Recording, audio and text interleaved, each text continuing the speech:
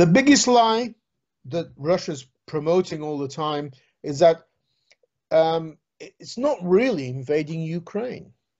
It was forced to act because Ukraine was becoming a threat to Russia. NATO was about to invite Ukraine in, and NATO was about to install missiles and military bases in Ukraine.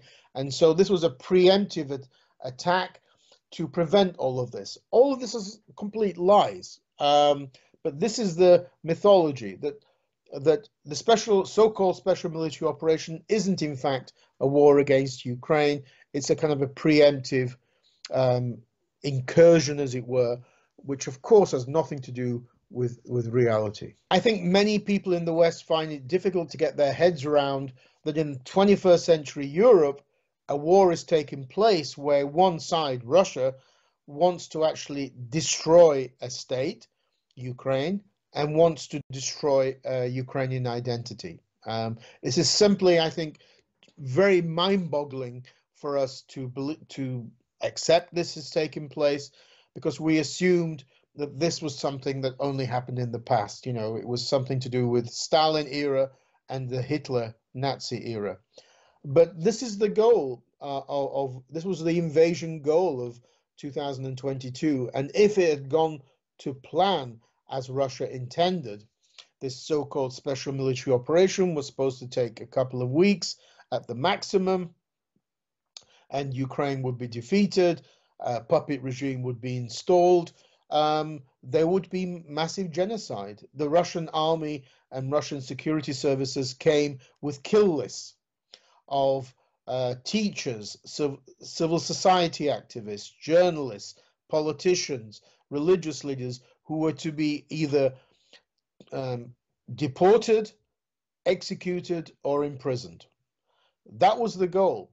It didn't work out as Russia intended. Ukrainians fought back, and in 2022 had many military successes in Kharkiv, Kherson, and of course, importantly, the Kyiv region. But this was the goal, and this goal has not changed. It's called denazification, demilitarization, but it's de facto genocide. And this is why the idea that somehow Putin will negotiate a peace deal where the war would be frozen on the current contact lines is simply just romantic. It's not going to happen because it will not fulfill the Russian nationalist Kremlin original invasion goal, which is destroy Ukraine and destroy Ukrainian identity. That won't take place. So I'm not confident that Russia will accept any peace plan promoted by Donald Trump, because that freezing of the current conflict will simply not give the Kremlin what it wants from this war.